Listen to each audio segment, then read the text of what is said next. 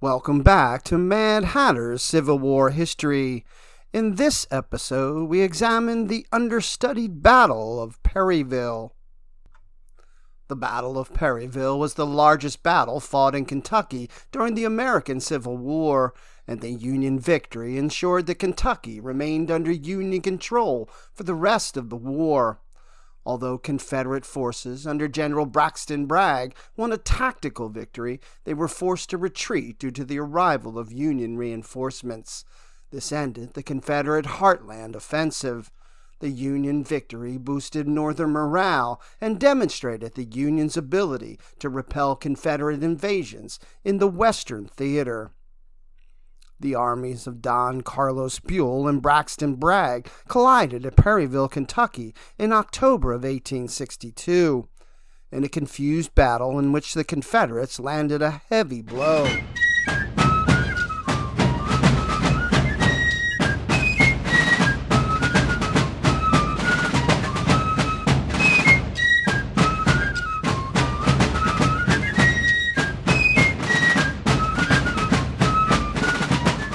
Confederate Brigadier General George Manny maintained tight control of the three regiments in his first line as he pressed his attack against a key position on the extreme left flank of the Union Army on the afternoon of October 8, 1862.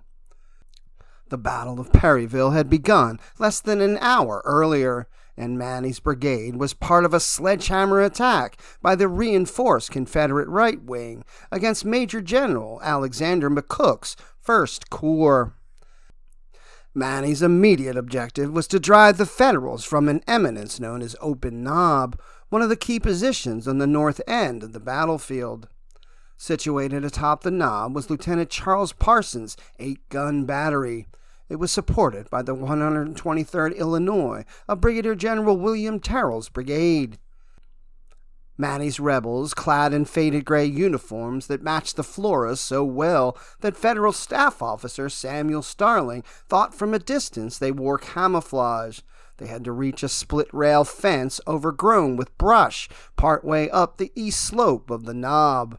With his regiment suffering additional casualties from Federal fire with each passing minute, Manny gave the order to charge. Reluctant to give up their position behind the fence, the men nevertheless heeded their veteran commander. The men might not have moved were it not for Manny's exhortations. His presence and manner imparted fresh vigor and courage among the troops, recalled Colonel George Potter, commander of the 6th Tennessee. When the rebels began their assault uphill, the Union gunners switched to double canister. The spray of the lead balls mowed down many of the Southerners. It was almost impossible for mortal men to stand up in the face of such a rain of lead, and our lines wavered for a moment, wrote a member of the 41st Georgia. But the veteran soldiers recovered and swept uphill, shrieking their hair-raising rebel yell. Color-bearers fell to the ground, wounded or dying, but always another soldier picked up the colors and bore them forward. In the 41st Georgia alone, 3 color-bearers were cut down by Yankee bullets or canister. The battery was playing upon us with terrible effect, wrote Lieutenant Colonel William Frierson of the 27th Tennessee. As a result of the artillery fire, large branches were torn from trees, the trees themselves shattered as if by lightning, and the ground plowed in deep furrows. Manny's other 2 regiments caught up with the first line and joined in the attack. In a desperate effort to save the valuable guns, Terrell ordered the men of the 105th Ohio, who had just reached the knob, to counterattack the Confederates. The Ohioans moved downhill and fired a volley. Most of the bullets passed over the heads of the Confederates. In response, Manny's men delivered a well-aimed volley that shattered the Buckeyes. The rebels then chased them back to the top of the knob. What followed was a bloody scuffle for control of the guns. It was just one of the many desperate struggles that characterized the bloody fighting that afternoon.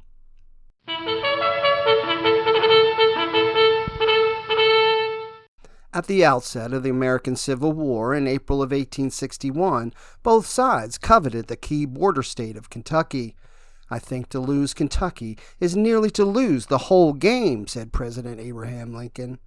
The bluegrass state was vital to the federal strategy because it either bordered or contained within its borders 4 key waterways that the Union needed to move men and supplies. Its northern and western borders ran along the Ohio and Mississippi rivers respectively, and the Tennessee and Cumberland rivers flowed through the western part of the state. At the start of the war, Kentucky attempted to remain neutral, although some of her sons served in the opposing armies. Kentucky's frail neutrality was shattered in early September of 1861 when Major General Leonidas Polk, a former Episcopal bishop, ordered Brigadier General Gideon Pillow to seize the key town of Columbus along the Mississippi River, believing the Federals were preparing to move into the state. The Federals subsequently occupied Paducah and Smithland. Union forces moved into northern Kentucky, and Confederate troops marched into southern Kentucky. The Confederate Army's hold on southern Kentucky was short-lived. On January 19, 1862, Brigadier General George Thomas's Union troops defeated Brigadier General Felix Zollicoffer's Confederates at Mill Springs. The following month, Brigadier General Ulysses S. Grant advanced into eastern Tennessee and captured Forts Henry and Donelson. Shortly thereafter, the Federals captured Nashville. The Confederates attempted to regain the initiative by striking Grant's Army of the Tennessee on April 6 at Pittsburgh Landing on the Tennessee River, but Major General Don Carlos Buell arrived to reinforce Grant on the second day of the battle, and the Yankees recaptured the ground they had lost. Since the Confederates retreated to Mississippi, the Battle of Shiloh was a Union victory. Shortly afterward, Major General Henry Halleck left his headquarters in St. Louis to take command of the Federal forces in the field. By temporarily combining the armies of Grant and Buell, Halleck amassed an army of 125,000 men. He then advanced cautiously on Corinth, Mississippi. Unlike Grant, Halleck was not a fighter. He allowed General Pierre Gustave Touton Beauregard's 5,300-man Army of Mississippi to withdraw from Corinth on May 29th without having to fight a pitched battle. Halleck then dispersed his forces. Although some of the forces remained on the defensive, Halleck ordered Buell to capture Chattanooga, Tennessee. A native Ohioan, Buell graduated from West Point in 1841. He served ably in both the Second Seminole War and the Mexican-American War, suffering a severe wound at Churubusco. Confederate partisans sought to sever Buell's supply line that ran over the Memphis and Charleston Railroad. The result was food shortages. Buell was reluctant to let his men forage, though, and instead put them on half rations. This made him unpopular with his troops. When Beauregard went on medical leave without clearing his absence from his army and advanced with his superiors, Davis replaced him on May 6 with General Braxton Bragg. The new commander of the Army of the Mississippi in Tupelo focused initially on obtaining adequate supplies and improving the Army's discipline before considering offensive action.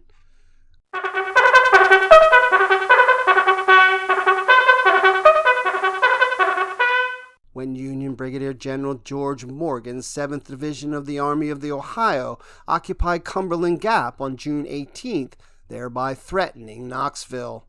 Major General Edmund Kirby Smith, commander of the Confederate Department of East Tennessee, fired off an urgent request for reinforcements to Bragg. Smith, who graduated from West Point in 1845, was a veteran of the Mexican-American War, as well as an Indian fighter who served in the 2nd Cavalry. The native Floridian had been shot in the neck while leading his brigade in spirited fighting on the Confederate left at the 1st Manassas. Promoted to Major General upon his recovery, Confederate authorities sent Smith to Knoxville to shore up its defenses. Although loath to reduce the size of his army, Bragg nevertheless sent Major General John B. McGowan's 300-man division to Smith. When Halleck divided his forces, Bragg seized the offensive. Leaving Major General Sterling Price in command at Tupelo, Bragg embarked his 32,000 men by rail for Chattanooga. To get his army from Tupelo to Chattanooga by rail required taking a circuitous 776-mile route south to Mobile and then northeast via Montgomery and Atlanta to Chattanooga. The first group of Confederates entrained from Chattanooga on June 23rd. Bragg and Smith met in Bragg's hotel room in Chattanooga on July 31st to plan a campaign designed to expel Union forces from Tennessee. First, Smith was to take his 15,000 men and drive Morgan from East Tennessee. Then Bragg and Smith would unite against Buell in Middle Tennessee. Should Grant reinforce Buell with his Union forces in northern Mississippi, then Confederate forces in the Magnolia State under Price and Major General Earl Van Dorn could retake western Tennessee. Bragg, who was born in Warrenton, North Carolina, graduated from West Point in 1837. A veteran of the Second Seminole War and the Mexican-American Wars, he resigned from the U.S. Army in 1856 and became a sugar planter. His swift rise to the upper echelons of command had much to do with circumstances, mainly the untimely death of General Albert S. Johnston at Shiloh and the poor health of General P.G.T. Beauregard. The commander of the Army of the Mississippi pinned his hopes in part on new recruits from Kentucky swelling his ranks. Brigadier General John Hunt Morgan, who had begun raiding from East Tennessee into Kentucky in July, told Bragg that he should expect to receive upward of 25,000 additional men. Smith upended Bragg's strategic plan almost immediately by setting his sights not on clearing the Yankees from Tennessee, but instead on invading Kentucky. Bragg agreed to participate in an invasion of Kentucky, but only after Smith had driven Morgan from East Tennessee.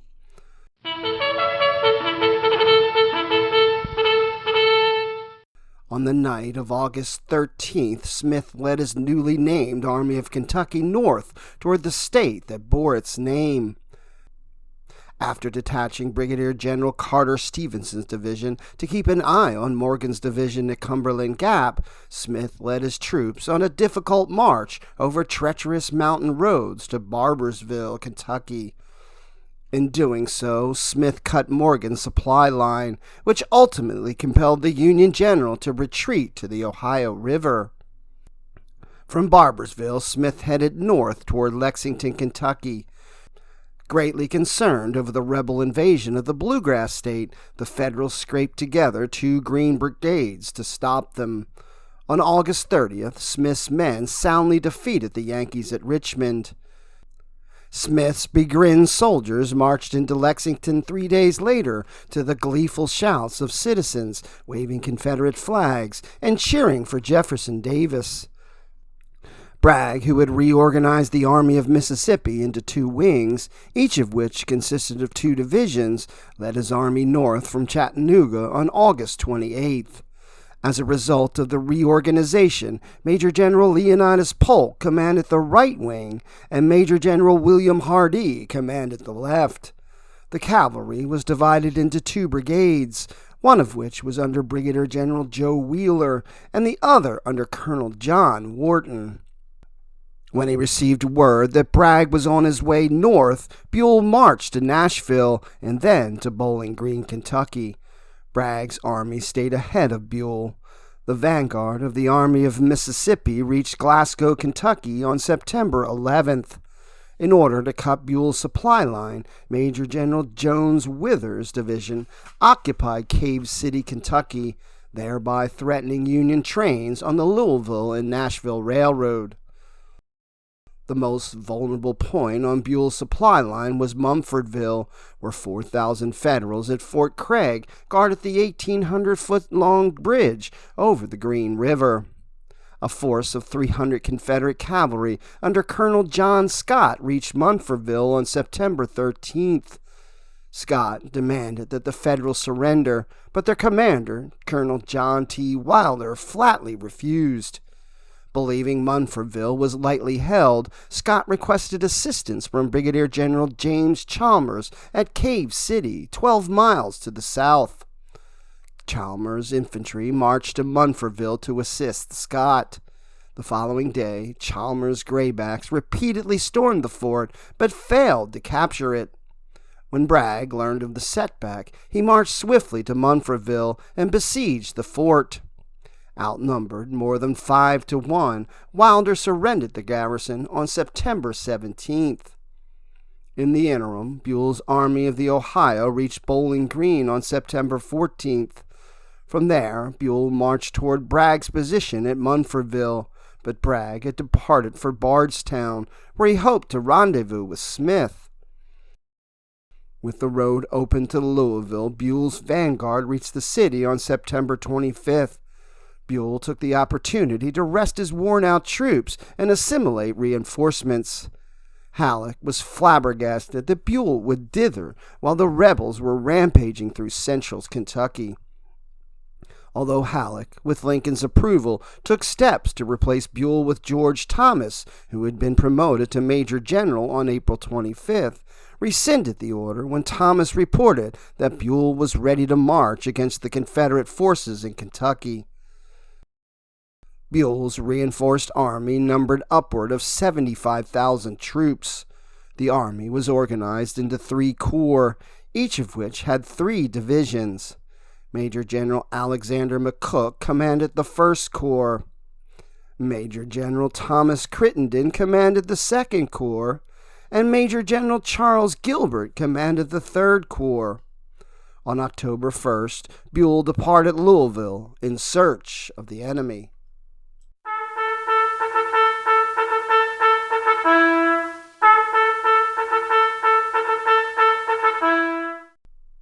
Bragg, whose 30,000 troops were at Bardstown, urgently needed Smith's 18,000 men to join him in order to give battle to Buell's much larger Union army, but Smith remained at Lexington. Leaving Polk at Bardstown in command of the Army of Mississippi, Bragg rode to Lexington to assume overall command of the Confederate forces in Kentucky. While in Lexington, Bragg received a message from Polk on October 2nd, informing him that the Federals were on the move.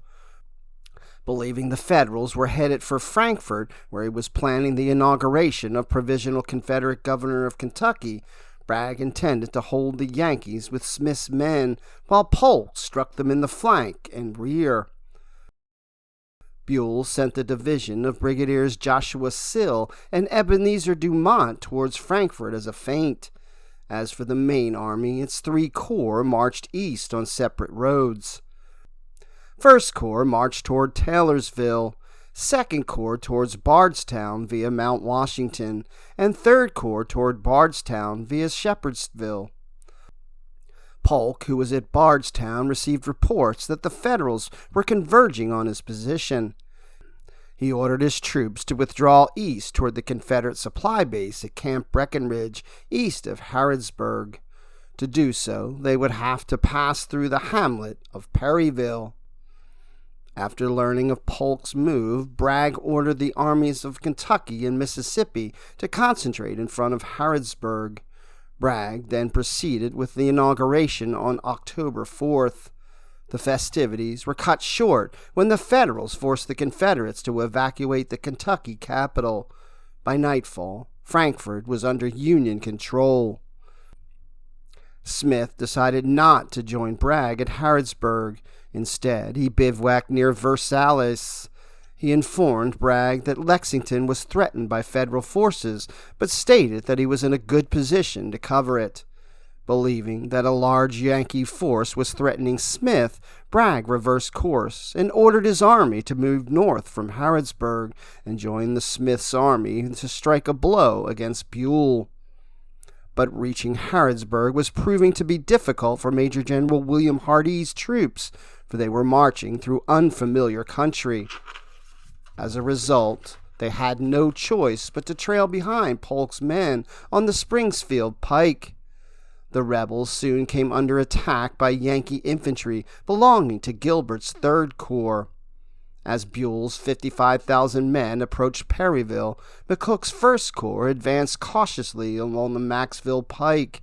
Gilbert's 3rd Corps advanced along the Springfield pike, and Crittenden's 2nd Corps advanced along the Lebanon pike. Concerned over the fighting moving his way, Hardee fired off a message to Bragg. "Tomorrow morning, early, we may expect a fight," warned Hardee. "If the enemy does not attack us, you ought to, unless pressed in another direction, send forward all the reinforcements necessary, take command in person, and wipe them out." After receiving Hardee's message that the Federals facing him needed to be wiped out, Bragg ordered Polk to send Major General Benjamin Cheatham's division to support Hardee. Polk arrived at Perryville late in the evening on October 7th and took command of the 17,000 Confederate troops assembled just north of the town. Bragg issued orders for Hardee and Polk to strike the pursuing Federals a hard blow. "Give the enemy battle immediately," wrote Bragg. "Rout 'em, and then move to our support at Versailles." Believing that he faced the entire Confederate Army of Mississippi, Buell also intended to attack in the morning. As the 3 columns of Yankees neared Perryville, they not only watched for the enemy, but also for water, as a severe drought had dried up creeks and water holes.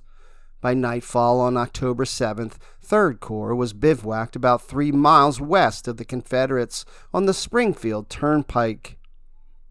Having spotted some pools of water in the otherwise dry bed of Doctor's Creek, a tributary of the Chaplin River a mile and a half away, a group of Yankees slipped off into the night to try to fill their canteens. Unfortunately, they ran headlong into the Confederates of the 7th Arkansas, of Brigadier General St. John Liddell's brigade. The Arkansas Regiment was posted on Peters Hill, overlooking the creek. Under cover of darkness, a patrol from the 10th Indiana was sent forward to reconnoiter the rebel position. 2 companies from the 10th Indiana slid past Peters Hill. They ran headlong into Liddell's men at Bottom Hill, a mile west of Perrysville, and exchanged fire with them before falling back. The next morning, Gilbert ordered Colonel Dan McCook's brigade of Major General Phil Sheridan's division to take Peters Hill and secure the water at that location. They set out shortly after dawn to capture the objective. The rattle of musketry reverberated across the hills as McCook's Yankees attempted to drive the Arkansans from Peters Hill. Both sides brought up artillery to bolster their infantry. After an hour-long duel, Liddell counterattacked with the 5th and 7th Arkansas regiments. When the Confederates were about 200 yards from Peters Hill, the Federal guns opened fire, tearing huge gaps in the gray battle line. The rebels continued their advance and soon had to brave Federal musket fire at close range. Unable to stand the heavy fire, Liddell's regiments withdrew into the relative safety of the woods in front of Peters Hill. Gilbert ordered his 3rd Cavalry Brigade under Brigadier General Ebenezer Gay to clear the woods and the valley of enemy soldiers in front of McCook. Gay reluctantly ordered his 2nd Michigan Cavalry, supported by the 9th Pennsylvania Cavalry, to advance dismounted against the Confederates in the woods. To assist Gilbert, Sheridan summoned Lieutenant Colonel Bernard Labalt's brigade and ordered its commander to move into position to support McCook. The rebel infantry laid down heavy fire. To make matters worse, Confederate artillery on Bottom Hill began shelling the exposed troopers. Despite their tenacious defense, the Federal troopers soon fell back among the trees that lined the dry bed of Bull Run Creek. Sheridan then ordered Lieutenant Colonel Bernard Labalt to commit 2 regiments from his brigade. Labalt sent the 2nd Missouri and the 44th Illinois into the fray with orders to push back the rebels. With mounting pressure applied by Labalt's troops and those of Brigadier General Speed Fry's brigade, Liddell's men requested permission to withdraw from Bottom Hill. The request was granted. At that point, Gilbert arrived on Peters Hill and noticed that Sheridan's troops had captured Bottom Hill. He ordered Sheridan to recall his men to Peters Hill and remain on the defensive until a general advance was ordered. To the north, McCook's 1st Corps deployed for battle. They were 2 hours behind schedule. Brigadier General James Jackson sent his 2 brigades to deploy on the left, while Brigadier General Lovell Rousseau put his 3 brigades into line on the right. By 1:30 p.m., all of McCook's troops were on hand. The tardy arrival of his 1st and 2nd Corps compelled Buell to postpone his attack until the following morning. The Federals were not the only ones behind schedule. When Bragg arrived at mid-morning, his mood turned sour when he learned that Polk had taken a defensive stance rather than an offensive one. Unaware that he faced the entire Army of the Ohio, Bragg considered it sufficient to leave 2 infantry brigades and Wheeler's cavalry brigade to face the Federal 2nd and 3rd Corps, which were situated south of Doctors Creek. Bragg intended to use 6 brigades of Hardee's left wing to supplement the main attack against McCook's 1st Corps. He issued orders for the troops to attack in echelon at 1 p.m. An in-echelon attack in this instance consisted of having 1 brigade attack first, followed after an interval by a 2nd, and so forth down the line until all brigades had been committed. While Hardee's wing crossed the Chaplin River, Cheatham's 4,500-man division marched north to Walker's Bend on the Chaplin River. The division comprised the brigades of George Manny, Preston Smith, Daniel Donaldson, and A.P. Stewart. Although woods and hilly terrain kept the Confederate columns out of sight from the Federals, the rebels kicked up a large dust cloud as they tramped along the dirt roads. Some of the Federals who spotted the dust clouds misinterpreted the movement for a Confederate retreat. They would soon learn otherwise.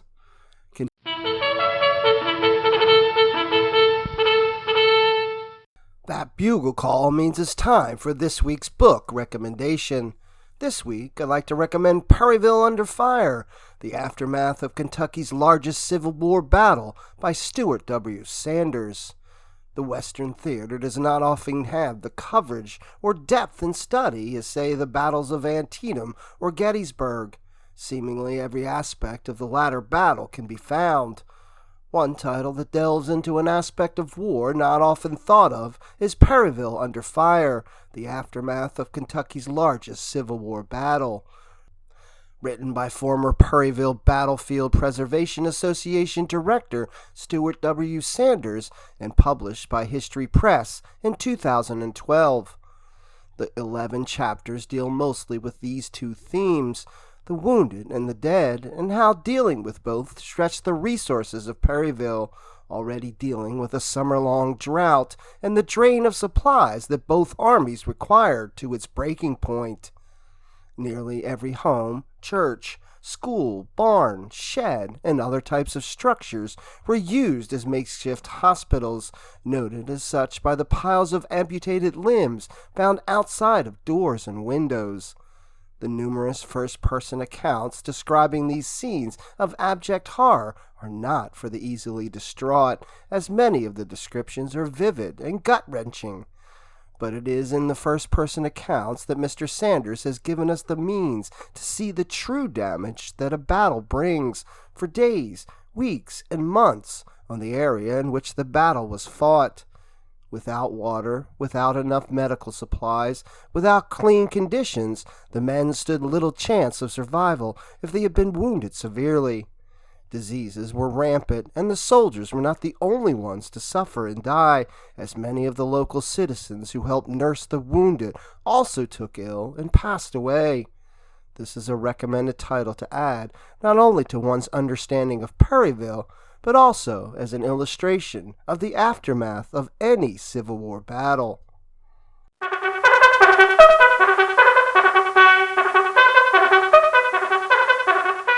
Confederate guns began a preliminary bombardment at 12:30 p.m. Federal guns soon responded.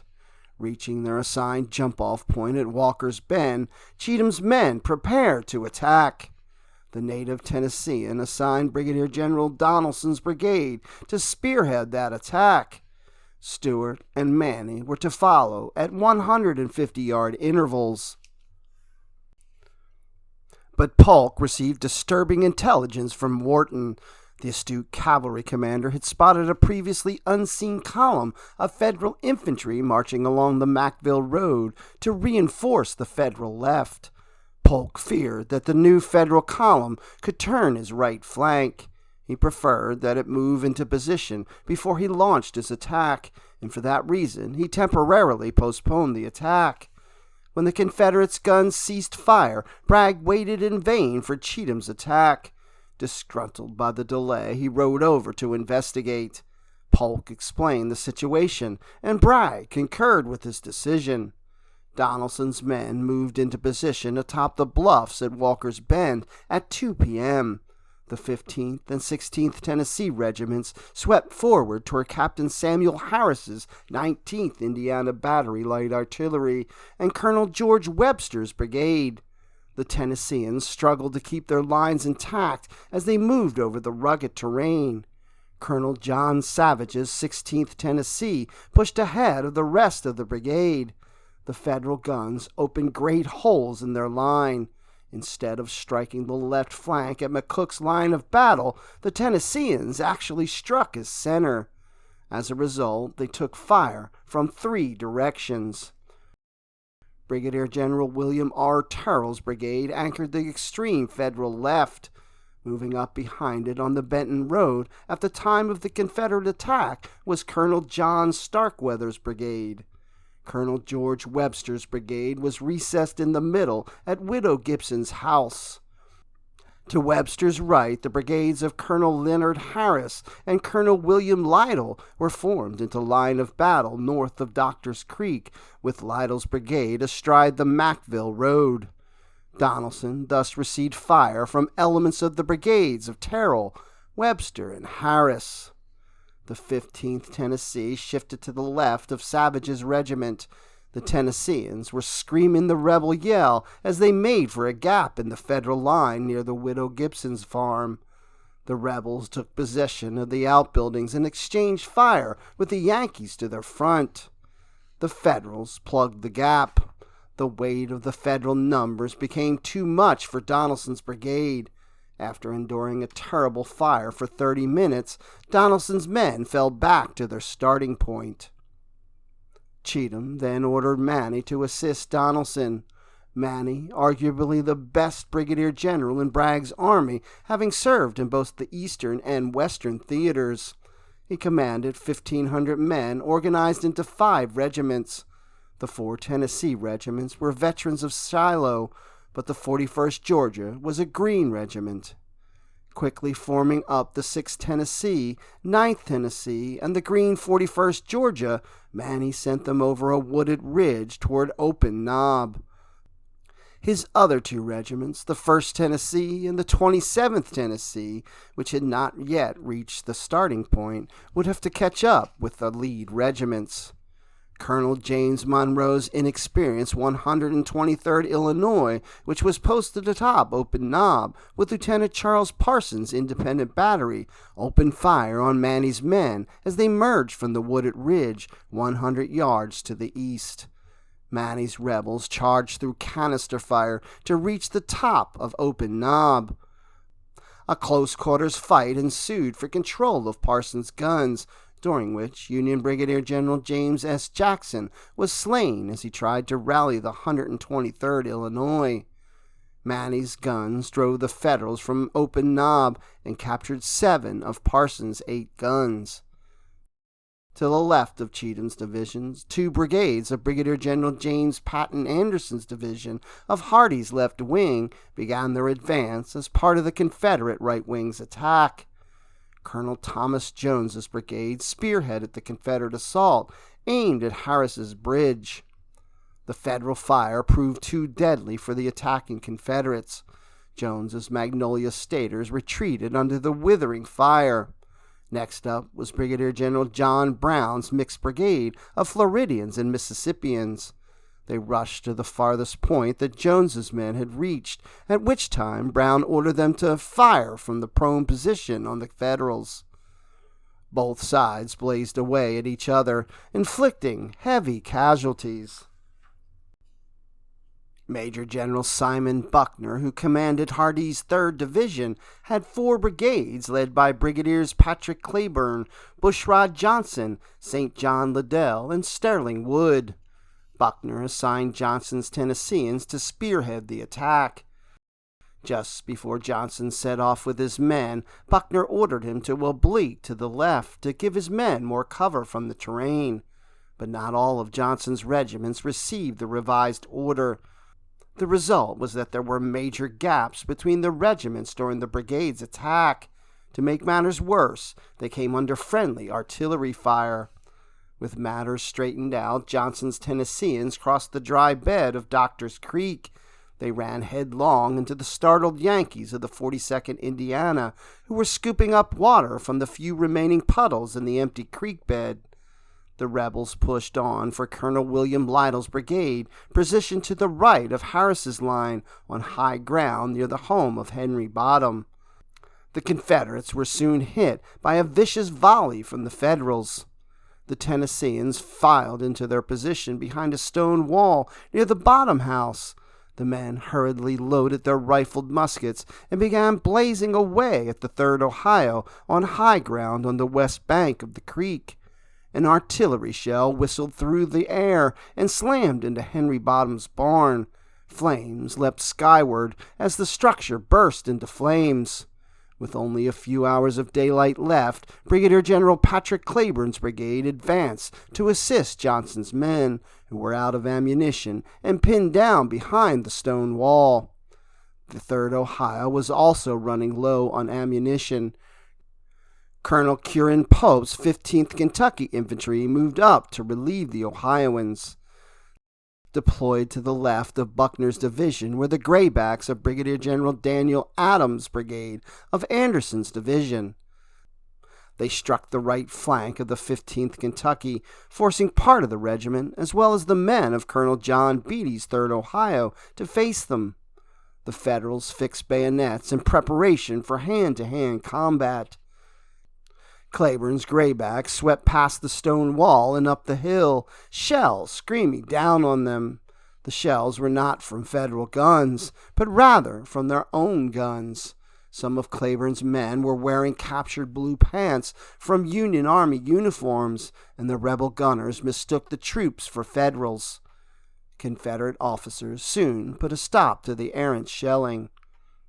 With the brigades of Claiborne and Adams advancing on his right flank and center, Lytle knew he could not check another rebel attack.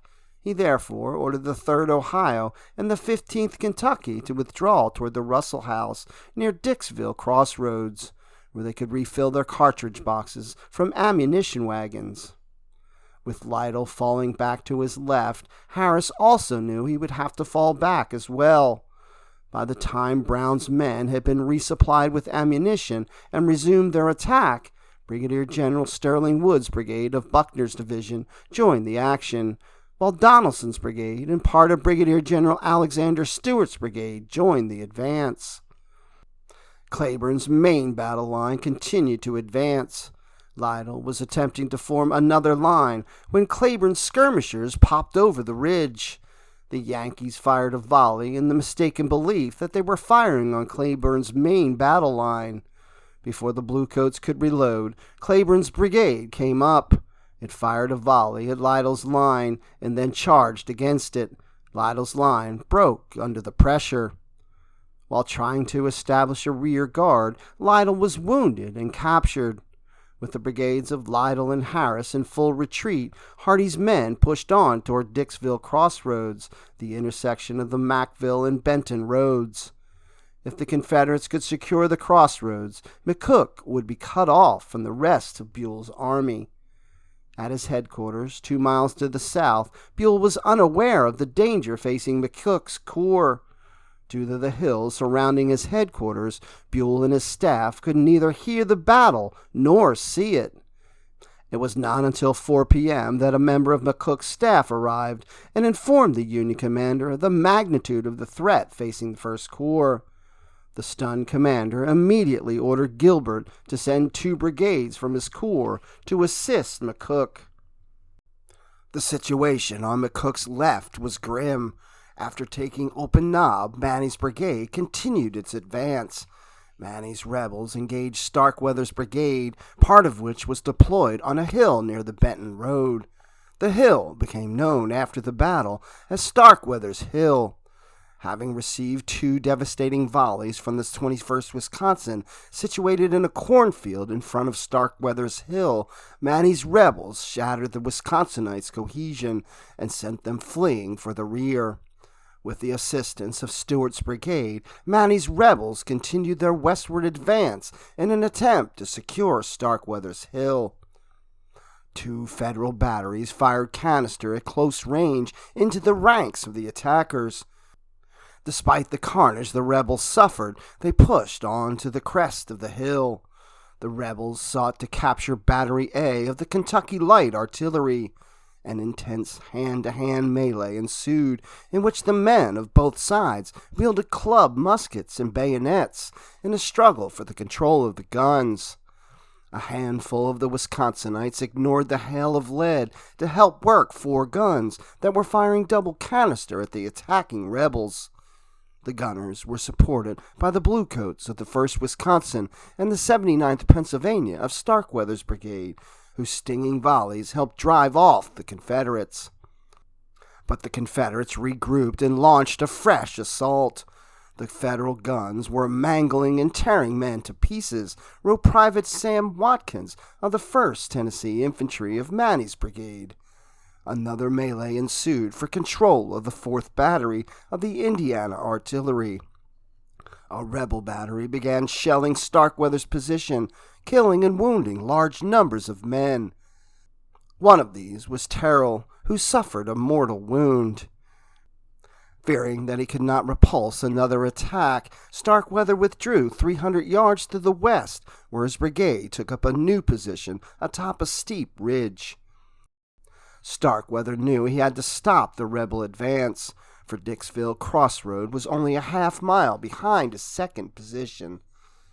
The Confederates renewed their attack on Starkweather's Hill in a fresh attempt to capture the Federal guns. Having lost the battery horses to enemy fire, Federal artillerymen and infantrymen dragged 6 guns and caissons to the new position. Other Federal units rushed to assist Starkweather's hard-pressed troops.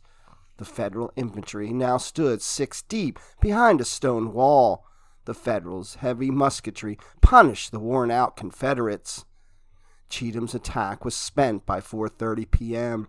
His graybacks lacked the strength and the numbers to take a third assault. McCook's left flank had bent, but it had not broken.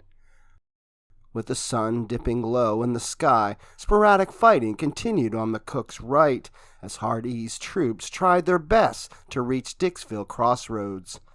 The Federals withdrew to Russell House, which was McCook's headquarters, and established a new line from which to make a stand. Rousseau walked up and down the line of battle, waving his cap back and forth atop his sword in an effort to rally his exhausted troops. Having received 2 wounds, Claiborne led his troops to within 75 yards of the beleaguered Yankees when enemy artillery shells began to explode around them. By that point, Claiborne's rebels had moved beyond the units on their flanks, thus exposing them to enfilading fire. For that reason, as well as the need for more ammunition, Claiborne halted the attack. Wood's rebels continued their advance. In the process of assaulting Rousseau's line, they ran headlong into the newly arrived brigade of Colonel Michael Gooden, which belonged to Brigadier General Robert Byington Mitchell's division. Gilbert had sent Gooding into action with orders to assist McCook. Vicious fighting raged as the Federals sought to shatter Wood's brigade. Lieutenant Colonel Squire Isham Keese, 22nd Indiana, repulsed the rebels. Hardee fed Liddell's brigade into the fight in a last-ditch effort to break the Federal lines.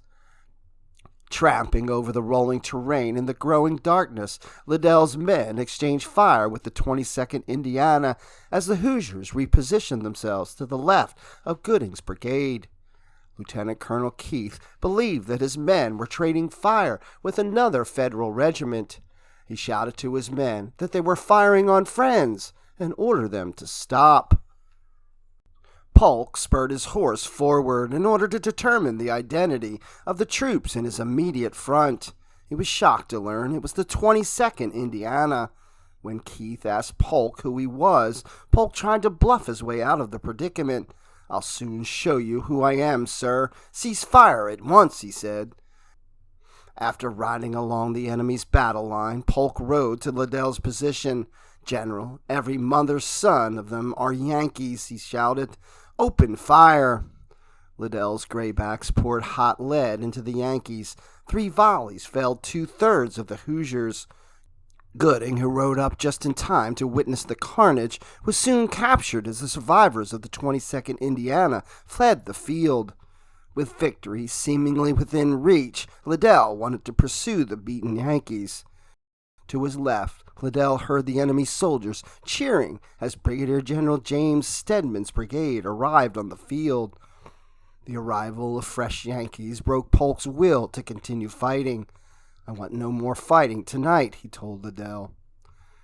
The fighting on the southern sector was on a much smaller scale than that of the northern sector. Brigadier General Phil Sheridan's division had repulsed an attack by Colonel Samuel Powell's brigade of Anderson's division. When Powell's brigade withdrew, Colonel William P. Carlin's brigade pursued Powell's graybacks to Perryville and secured the west side of the town.